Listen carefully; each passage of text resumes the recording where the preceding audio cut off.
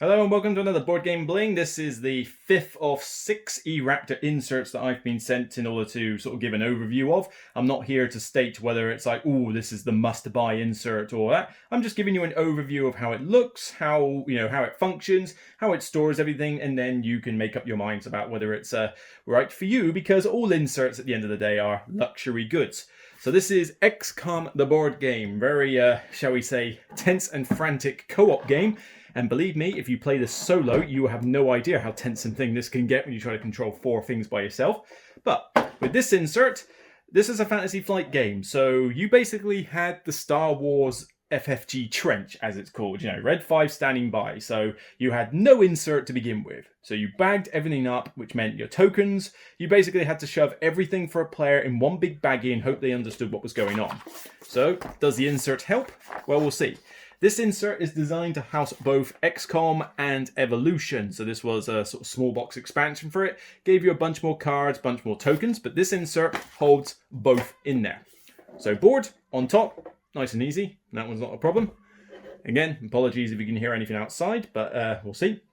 So here you've got a couple of layer trays for cards. Now, one thing that ERaptor doesn't do, and this does irk me, and to be fair, most other insert designers don't do this, and I wish they would, is that they don't put out a document or some kind of paper or some picture to show where everything goes. They'll always have like an overview photo of the entire thing, but then they don't specifically do detailed photos to say these cards in this slot, this token in this slot, for like the ideal storage solution. Why? I have no idea, but with this one, it's kind of the same deal because you have to figure out where these things go yourself and make up your mind. Now, I have sleeved these cards, and sleeved cards do fit, so as long as they don't release another expansion, which I very much doubt they will, they'll be fine. But essentially with this one, you get one layer tray, and I have put, yeah, it is kind of central. So squad leader, important cards in here. Chief Scientist in there, and with this the Chief Scientist kind of has 3 trays to himself, because not only do you need the Chief Scientist normal cards, you also need all their various tech gear. So that houses in a tray, and you can sort of keep that to the side and just let people take what they need.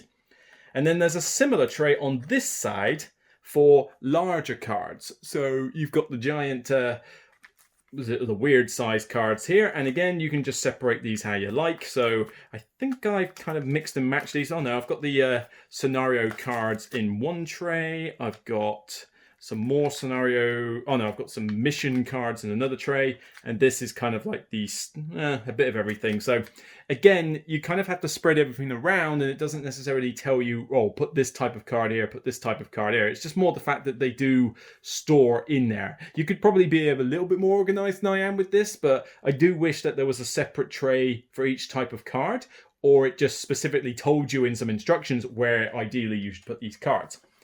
However, things do take a bit of an improvement when you start getting to the bottom layer, which is one humongous giant piece. I mean, this is, don't want to pull it from the middle because that's probably a bad idea, but that is one whole piece. So that will slot into the wood straight at the bottom. You don't even need to take it out of the box. You could literally just leave it in there. But this is for tokens and minis, and this does actually a better job. So again, my small cards are all sleeved, and, I pushed that down a bit, but all the various like calamity cards for the commander will fit in one tray. The monsters fit in 2 respective trays. I tend to basically keep them in groups. And you've got this little bit here for anything that sort of spills over, really. Here, scientist tokens, ad hoc little other sort of side tokens, the satellites, UFOs, things. Everything has its own cubbyhole, but again, instructions don't tell you where to put it. So you have to kind of just make up your own mind. I find that this way kind of works well for me, though, because the Exalt tokens need their own thing, and there's quite a lot of them, same as the various success tokens. They need their own little tray. This is definitely a good place for the interceptors, and this down here is definitely good for all the UFO pieces, because you will have plenty of them. 1, 2, 3, 4 things at the top do nicely for holding the 4 different types of military guys that the squad leader has, because the squad leader has 4 different types of weapons that they can take out into battle. So you can have your heavy launcher, your pistol marksman, your snipers. You can have them in separate trays, which is good for taking in out of the game. But then with the expansion, you've also got these giant dudes that you can take into into battle. And yeah, well, I love having these guys on the show. They are pretty tonk, but 3 of those fit nicely into their own tray.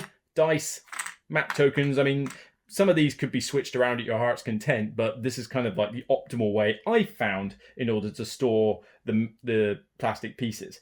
So all in all, the insert's not bad. I mean, it certainly does a good job for all the miniatures, because otherwise you've got to bag them up and give them out separately, and you would normally be bagging up these separately, these separately, these separately, these with players, you know, those separately. They'd be quite, and the cards would have baggies.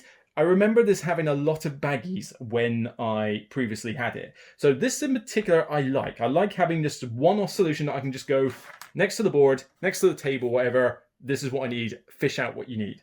The only thing I'm a little bit like about are these card trays, not because they don't do their job. They do their job. I just wish that there was a more clearer indication of where ideally they should go. But there's only 3 trays for the big ones and 4 trays for the small ones. So there's only so much you kind of need to do on that front, and I'm sure you can come up with a better idea than me in terms of where to store each particular one.